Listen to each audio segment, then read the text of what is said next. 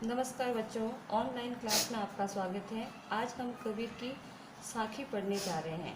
कबीर की साखी का तात्पर्य होता है प्रत्यक्ष ज्ञान जो गुरु शिष्य को प्रदान करता है।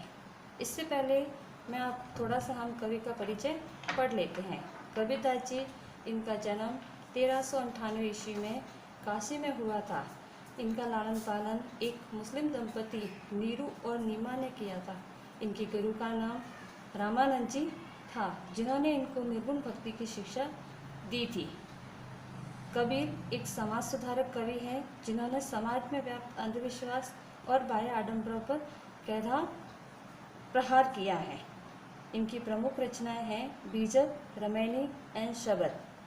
तो आइए बच्चों, हम पढ़ने जा रहे हैं कबीर की प्रथम साखी। कबीर की प्रथम साखी। ऐसी बाणी बोलिए मन का आपा खोई, अपना तन शीतल करे औरन को सुख होई। ऐसी बाणी बोलिए मन का आपा खोई, अपना तन शीतल करे औरन को सुख होई। कबीरदास जी के अनुसार ऐसी बाणी, बाणी का तात्पर्य होता है वाणी, बोलिए।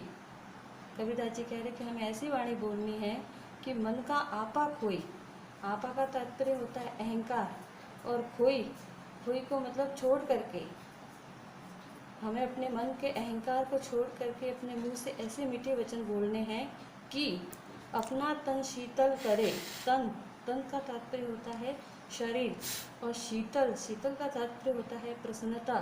कि हमें मुंह से ऐसे मीठे वचन बोलने हैं जिसको सुन करके हमारा तन भी शीतल हो और औरन को कौन सुख हुई।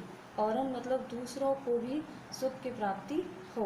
अर्थात कबीरदास जी कह रहे हैं कि हे लोगों, तुम अपने मन का अहंकार छोड़ करके मुँह से ऐसे मीठे वचन कहो कि तुम्हारा अपना शरीर शीतल हो जाए, अर्थात प्रसन्न हो, और साथ ही सुनने वालों को भी सुख मिले।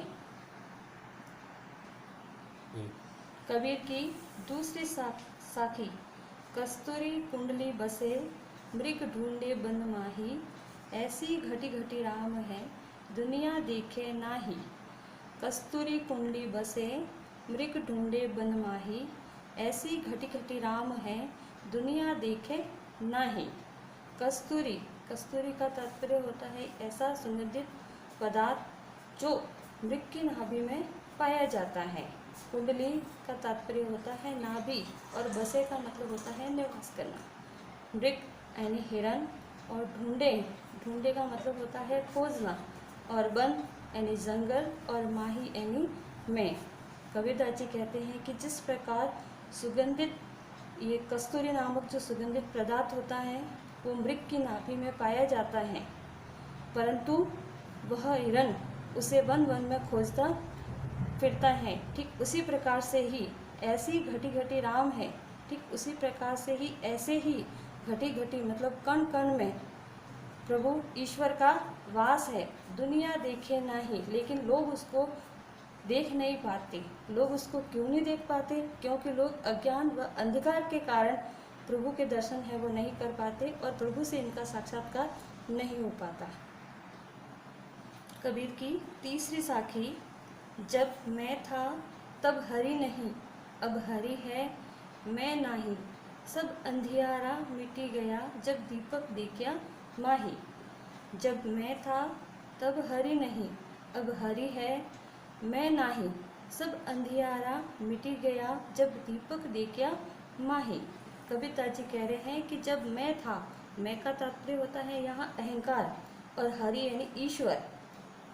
कबीरदास जी कह रहे हैं कि जब मुझ में मैं अर्थात अहंकार था तब मुझे ईश्वर नहीं मिले। अब हरि है मैं नहीं, लेकिन अब मुझे ईश्वर के दर्शन हो गए हैं, तो अब मेरे मन में अहंकार नहीं रहा।